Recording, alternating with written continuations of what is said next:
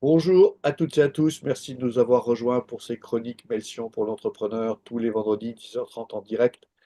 Nous essayons de partager avec vous des idées qui nous semblent importantes, intéressantes à intégrer dans votre réflexion du week-end. Mais vous pouvez aussi nous retrouver sur les réseaux sociaux et sur notre chaîne YouTube.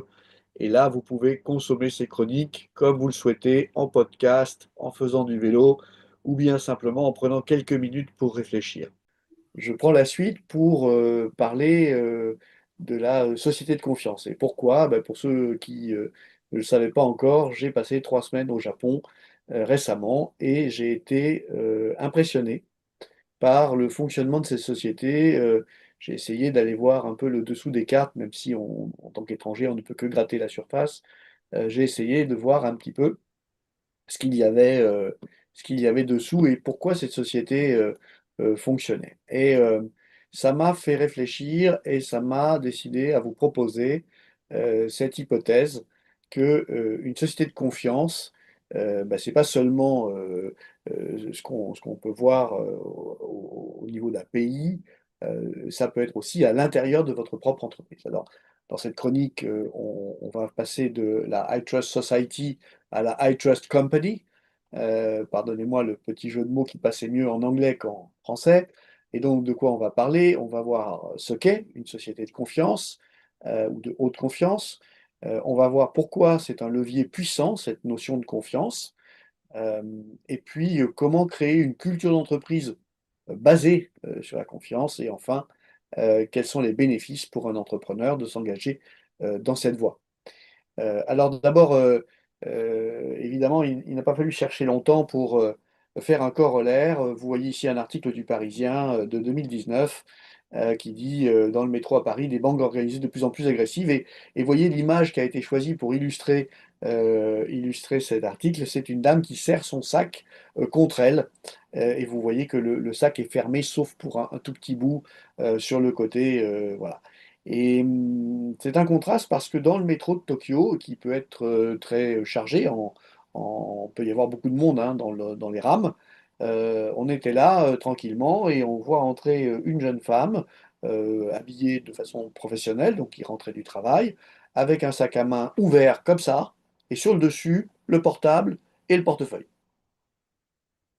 Et je me suis dit, quel contraste. Quel contraste, pourquoi cette femme prend-elle ce risque finalement qu'avec un simple passage de main, son portable, ses cartes de crédit et peut-être de l'argent et des photos auxquelles elle tient soient pris par quelqu'un. Et visiblement, ça n'a pas l'air d'être un risque. Sinon, elle ne se comporterait pas comme ça. Et donc, je vous emmène au contact d'un auteur que vous connaissez certainement, Francis Fukuyama. Francis Fukuyama, c'est un sociologue américain qui a écrit plein de bouquins dont le plus connu est La fin de l'histoire, The End of History, et sa thèse principale, très controversée, c'est qu'à la fin de la Seconde Guerre mondiale, il s'est passé tout un tas de trucs, et il analyse ça pour comprendre ce que le monde est devenu après la fin de la Seconde Guerre mondiale. Il a aussi écrit ce livre qui s'appelle Trust, et traduit en français par La confiance et la puissance. Je vous incite à le lire ou à en lire un résumé ou à regarder rapidement quelques vidéos sur le sujet et vous verrez que vous ne serez pas déçu par l'idée ou les idées de Francis Fukuyama. Alors, qu'est-ce que c'est qu'une société de haute confiance? Eh bien, d'abord, c'est étudié de façon assez fréquente, hein, et donc vous trouverez beaucoup de gens qui en parlent. C'est une société qui est fondée sur un haut niveau de confiance interpersonnelle et institutionnelle, c'est-à-dire les deux. J'ai confiance dans l'autre et j'ai confiance dans les structures de la société. On y trouve l'importance de la parole donnée. Vous connaissez cette expression anglaise, My word is my bond. Enfin, ma parole me lie, littéralement. Euh, on y trouve aussi de la transparence et de la fiabilité. Je dis ce que je fais ce que je dis. On peut faire confiance à l'autre parce que on sait que il ou elle va apporter ses meilleurs efforts à faire ce qu'il a promis de faire. Il y a des exemples qu'on connaît tous. Les pays du nord de l'Europe ont été étudiés autour de cette notion de société de haute confiance, Suède, Danemark, Pays-Bas. Et on trouve bien sûr également le Japon. Le Japon qui est le point d'origine de cette chronique pour avoir eu cette forme d'expérience personnelle dont je vous parlais tout à l'heure. Quels sont les résultats d'une société de haute confiance? On parle là d'un pays, hein, une société non pas, société, pas en tant qu'entreprise, mais en tant que pays.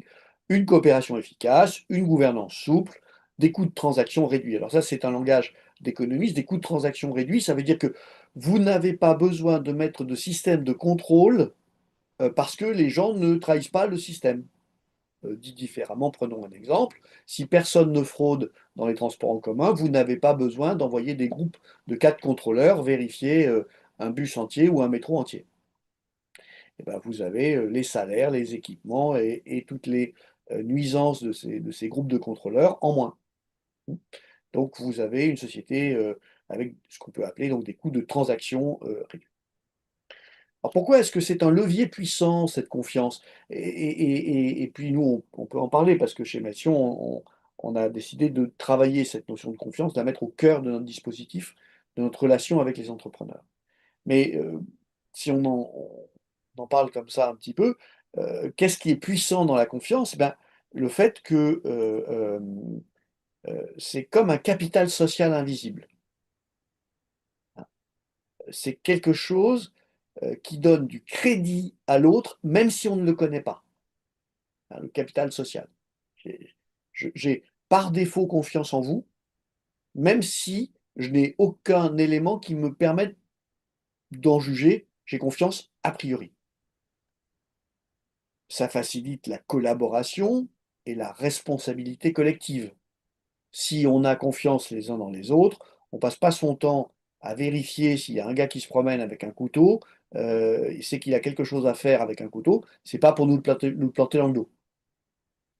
Donc on n'a pas de système où on se protège les uns les autres, enfin on se protège des autres en fait. En entreprise, bien sûr que c'est plus facile, d'avoir de la créativité, de l'initiative et de l'engagement quand on sait qu'on a la confiance implicite de ses collègues, de son management, du chef d'entreprise, de l'entrepreneur. Et puis, ben, vous le voyez, hein, on peut réduire ça à une équation assez simple, moins de contrôle et puis plus de coopération. On peut voir que lorsqu'on installe la confiance ou lorsqu'elle s'installe dans un groupe humain, eh bien, on a une efficience meilleure, hein, et donc on va creuser un petit peu ça. J'aime bien cette citation de Charlie Munger. Vous savez que je regrette le décès de Charlie Munger récent parce que c'est quelqu'un qui apportait beaucoup à la pensée, notamment entrepreneuriale. Et il disait donc par rapport aux standards du reste du monde, nous donnons plus de confiance. Il ajoutait à ce stade, ça a plutôt bien marché pour nous. Dans les investissements que faisait Berkshire Hathaway, il y avait un élément clé qui était est-ce que le management euh, est digne de confiance? Et donc, si la boîte est très bien, est très belle, et si tous les autres critères qu'on utilise pour évaluer une opportunité d'investissement sont réunis, mais qu'on ne peut pas avoir confiance dans le management, on n'ira pas. Et une fois qu'on a confiance, du coup, on n'a pas besoin d'envoyer des armées d'auditeurs vérifier chaque élément que le management va nous dire. On va le croire, en fait. Alors, comment est-ce qu'on fait pour créer une culture de confiance? C'est pas naturel, parce que ça dépend d'où on vient. Et voilà s'il y a quelques règles clés que je vous propose. La première, c'est de pratiquer la transparence managériale, c'est-à-dire clarté sur les objectifs, clarté sur les décisions et clarté sur les critères. Lorsque les gens comprennent comment vous raisonnez, comment vous décidez, eh bien, à partir de là, ils ont un modèle prédictif de ce que vous allez faire, eh bien, ils peuvent se sentir en confiance puisque, sauf exception, ils ne seront pas surpris par vos réactions. bien sûr, on va valoriser l'autonomie et la responsabilisation. Ça veut dire qu'en management, chaque fois qu'on va voir quelque chose qui est un comportement qui nous plaît, on va utiliser le renforcement positif pour signaler à l'ensemble du groupe que c'est le comportement attendu. On va régulièrement faire l'effort enfin, essayer de reconnaître non pas les résultats, mais les efforts faits par les collaborateurs, les équipes, les personnes qui travaillent avec vous. C'est-à-dire que, vous le savez, on ne peut rien décider de la réussite. Une grande partie, on en a déjà parlé dans ces chroniques, une grande partie des résultats sont un peu les actions qu'on mène et beaucoup l'effet du système, l'effet extérieur, l'effet du chaos éventuel qu'il peut y avoir par ailleurs. Donc la seule chose qu'on peut faire, c'est reconnaître les efforts. Et là aussi, publiquement. C'est-à-dire remercier quelqu'un qui a correctement fait sa tâche, voire a fait preuve éventuellement, bien sûr, d'initiative. Et enfin, on va commencer à réduire la surveillance excessive. Hein. Il y a cette fameuse phrase qui est la confiance n'exclut pas le contrôle, mais tout le monde la connaît, mais personne ne sait de qui elle est, ou peu de gens. Hein. Eh ben, c'est Lénine, vous voyez? Donc en termes de management par la confiance, il est dans le ranking, mais pas dans le haut, lui, il est plutôt dans le bas. Donc la confiance n'exclut pas le contrôle, c'est pas comme ça qu'on fait une société de confiance ou des actions concrètes pour créer une culture de confiance. On va partir du principe a priori, hein, comme le disait euh, Goldratt dans The Choice, on va partir du principe que l'homme est bon, d'accord? Et puis, s'il se produit quelque chose, eh ben, on ira voir. Si on a une alerte, on ira voir. Mais on ne passe pas de temps à surveiller ce que font les autres. On part du principe qu'ils font du mieux qu'ils peuvent. Et puis, pour que ça dure, il y a quelques règles, dont une qui est assez difficile à mettre en œuvre. Et donc, on n'est pas dans le monde de oui-oui. On va parler aussi des aspects plus délicats de la culture de la confiance. Donc, bien sûr, si vous voulez qu'une culture de la confiance s'installe durablement, il faut que les règles soient claires et partagées. Hein. Si vous changez les règles parce que c'est opportun de le faire, eh bien, à minima, va falloir bien expliquer pourquoi vous changez les règles et va pas falloir en tirer avantage par rapport à une certaine catégorie de collaborateurs ou par rapport à quelqu'un en particulier dans l'organisation. Hein. Plus c'est clair, plus c'est transparent, plus c'est partagé, plus les gens se sentent en confiance. C'est logique. Il va falloir recruter sur les valeurs. Là aussi, on est au cœur de principe de la Melson Way, pas seulement sur les compétences. Ça ne veut pas dire recruter des incompétents, ça veut dire qu'à niveau de compétences requis, je choisis la personne qui montre qu'elle a dans sa vie des valeurs et que ça guide ses choix et son comportement. Je ne recrute pas quelqu'un qui a les valeurs que je ne veux pas parce qu'il a sa compétence. Évidemment, c'est le ver dans le fruit. Il va arriver devant votre organisation, il va tout foutre en l'air parce qu'il va travailler, lui, avec sa façon de ne pas faire confiance, par exemple. Eh bien, vous ne pouvez pas imaginer recruter quelqu'un, même très bon techniquement, et que ça va bien se passer s'il a ce genre de comportement. Donc, on recrute sur les valeurs en premier, d'accord, et sur les compétences en second. Et puis, c'est le dernier point, il faut sanctionner durement les actions qui détruisent la croissance, la confiance, et donc la croissance. Pourquoi il faut sanctionner durement? Ben parce que c'est ce qui sert de preuve. Parce que si je dis tout le monde est gentil, tout le monde doit s'entraider, tout le monde est dans un but commun, et vous devez tous vous faire confiance comme moi j'ai confiance en vous, mais que dès qu'il y en a un qui trahit la confiance, je ne fais rien, eh bien, je vais implicitement montrer, d'accord, que, en fait, c'est que des paroles en l'air. Hein, c'est pas vrai. Parce que si c'était vrai, j'agirais et j'agirais immédiatement. Et là, ça devient difficile en management, hein, parce qu'évidemment, celui qui va se permettre de faire autre chose par rapport aux règles, eh ben, c'est quelqu'un qui est votre meilleur vendeur ou qui est par ailleurs un bon élément ou qui est un homme clé dans un projet ou qui a telle ou telle caractéristique qui fait que vous n'avez pas envie de vous séparer de lui ou de le sanctionner. Oui, mais si vous ne sanctionnez pas durement les actions qui détruisent la confiance, eh bien la confiance, elle va s'en aller très très vite. Et donc vous allez vous retrouver avec une société où les gens ne se font pas confiance et là vous avez perdu. Vous avez perdu le bénéfice d'avoir ces valeurs. En conclusion, pourquoi est-ce on devrait en tant qu'entrepreneur créer une société de haute confiance, finalement? Eh bien, ça renforce la stabilité, l'innovation et la performance collective. Hem, Ça améliore le climat interne et la rétention des talents. Vous allez avoir des gens qui vont être heureux de rester, dans votre organisation parce qu'ils vont y trouver quelque chose d'assez rare, hein, cette capacité à vivre dans cette zone de confiance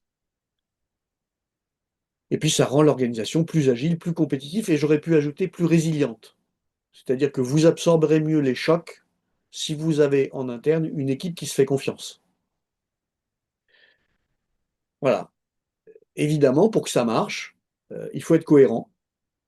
Ça demande un engagement éthique, un respect mutuel et bien sûr, ça met sur l'entrepreneur, hein, on en parle souvent quand on dit que l'entrepreneur est à la fois le chef des chasseurs, le chaman et le maître de justice et il faut ajouter à ça qu'il doit être exemplaire. S'il ne se comporte pas de façon exemplaire, alors il ne peut pas demander aux autres de se comporter de façon exemplaire. Voilà. Tout ça, juste après avoir pris le métro. Alors, vous imaginez, si en plus j'avais traîné mes guêtres dans des temples, dans des, jardins zen, si j'avais vu des gens, tirer à l'arc traditionnel, il y aurait des sources de chroniques infinies et je pourrais quasiment faire une année complète de chroniques avec ces 3 semaines, de déplacement. En tout cas, merci et si vous avez des questions ou des remarques, je suis à votre disposition. Moi, ça, j'ai dans ma tête le parrain, évidemment. Je te fais plus confiance, je te flingue. Donc la sanction, quand même, est Et du forte. mmh, J'ai dans ma tête le prince de Machiavel, dans un système en fait de principauté où l'équilibre en fait est dans l'Italie de la Renaissance est en fait un jeu d'équilibre assez complexe avec de multiples acteurs et en fait la sphère de confiance est réduite à la principauté. Euh, j'ai en tête le nombre d'accidents pour 1000 habitants et la différence qu'il y a entre conduire à Copenhague, à Stockholm et puis Naples et Beyrouth. Euh, et j'essaye de comprendre en fait quelle est la variable. J'essaye d'identifier parce que euh, quand les Italiens arrivent dans le Nord, ils disent qu'il leur manque quand même un peu l'élasticité mentale.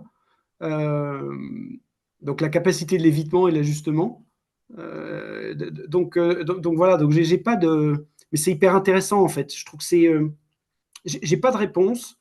Euh, la tension qui m'intéresse, c'est celle entre la souplesse, la flexibilité et la confiance. C'est l'adaptabilité, en fait. C'est ça qui. mmh. J'ai pas de réponse, hein, c'est juste une réflexion. Je dois reconnaître en simple observateur au Japon, on ne les voit pas super créatifs, hein. Mm. Il y a vraiment cette idée de on va préserver ce qui fait de nous euh, un un des pays les plus prospères au monde, alors qu'on n'est que 120 millions. Et ça veut dire effectivement qu'on n'accueille pas beaucoup la différence et la souplesse.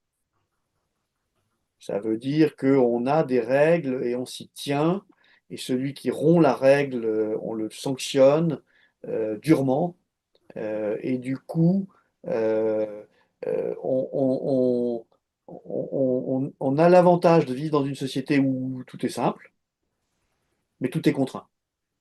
Et ça me fait penser un petit peu à la Suisse, hein, par certains aspects. Euh, où ça peut être oppressant de vivre quand on n'a pas envie finalement de faire l'effort de faire perdurer un système qui fonctionne. Et c'est pour ça que je vois bien qu'il y a une part de perte de joie, d'individualisme, de spontanéité dans ces sociétés du nord de l'Europe, la Suisse, le Japon, qui me viennent en tête. Euh, mais quelque part, on ne peut qu'être bluffé par l'efficience et le côté ça marche. Hein. Euh, Côté ça marche. Tiens, je vous donne un exemple, tout le monde en parle. Les rues au Japon sont propres. Il n'y a pas de déchets, il n'y a pas de papier gras, il n'y a pas de décharge. Et parce qu'il n'y a pas de poubelle. Donc, n'ayant pas de poubelle publique, depuis tout petit, on fait faire aux enfants le nettoyage de la classe et de l'école. Ça fait partie de l'éducation. Donc on commence par les enfants. Hein. Et du coup, quand ils sont grands, et ben, ils ramènent le papier du sandwich chez eux. Et donc, c'est le soir, quand ils arrivent chez eux, qu'ils jettent tous les déchets que on va trouver chez nous, soit dans les poubelles publiques, soit à côté de la poubelle, euh, parce que bah, pourquoi faire d'efforts? Hein, il y a des gens qui passent pour nettoyer. Bah là, il n'y a pas des gens qui passent pour nettoyer. Enfin, il y a des gens qui passent pour nettoyer, mais pas pour ramasser les papiers. Il n'y en a pas. Et donc, c'est juste surprenant. C'est contre-intuitif. Retirer les poubelles de l'espace public. Et mille autres exemples, je n'ai fait encore une fois que gratter la surface. Il faudrait faire venir des gens beaucoup plus compétents que moi pour en parler. Mais je dois dire que le prix à payer doit être assez cher, humainement, personnellement, en échange de vivre dans cet environnement. J'ai une autre réflexion, je pense à L'Oréal, qui sont quand même donc à la cosmétique, qui sont des industries éminemment créatives, avec des lancements tout le temps, par exemple. Euh, et en y réfléchissant, et pour rejoindre ce que tu disais à un moment, là où je pense que L'Oréal est très fort, et ce qui ne se voit pas forcément de l'extérieur, c'est les process, notamment tout ce qui est reporting. C'est-à-dire que le reporting est excellent, d'une part, et le même dans toutes les business units, donc tout le monde parle le même langage, sur s'il y a un problème, on va aller voir, c'est ce que tu disais tout à l'heure, et on l'identifie toujours, tout de suite, et immédiatement, et tout le monde sait de quoi on parle. Là, je bosse pour une boîte turque, ils m'ont recruté pour faire un repositionnement de marque, et en fait, en avançant tout doucement, je me rends compte qu'il n'y a pas de reporting. Donc là, de quoi on parle? Il n'y a pas de reporting sur les performances clients, il n'y a pas de reporting sur les performances représentants, il n'y a pas de reporting sur les performances produits. Donc, mon job, c'est de poser les questions qui dérangent en disant, OK, ça fait combien? Et ça, dans un contexte d'hyperinflation, donc c'est assez complexe, mais il n'y a pas possibilité de vérifier à n'importe quel endroit. Et donc, on est dans une société, pour moi, de non-confiance. Pour donner un exemple, je leur envoie une facture de 1500 balles. Je reçois un paiement de 400 balles. Je dis, mais c'est quoi ce délire? Ah oui, mais non, mais tu m'appelles, tu me préviens, quoi. Mais ça, non. Et là, ils m'envoient un deuxième. Oui, on va t'envoyer un deuxième virement avant les fêtes. Donc là, c'est l'Aïd. Et ils me refont le même coup. Mais je ne comprends pas, moi. Mais parce que. Donc voilà, c'est une réflexion. Et mon autre réflexion, c'est Max Weber. Donc c'est les cathos, les protestants. J'ai l'impression quand même que les cathos se disent OK, tout peut être pardonné, donc on peut conduire comme à Naples, alors que dans les sociétés protestantes, il faut conduire comme à Copenhague ou à Genève, quoi. C'est une réflexion sur la confiance. Où est-ce qu'elle se base? Je ne sais pas.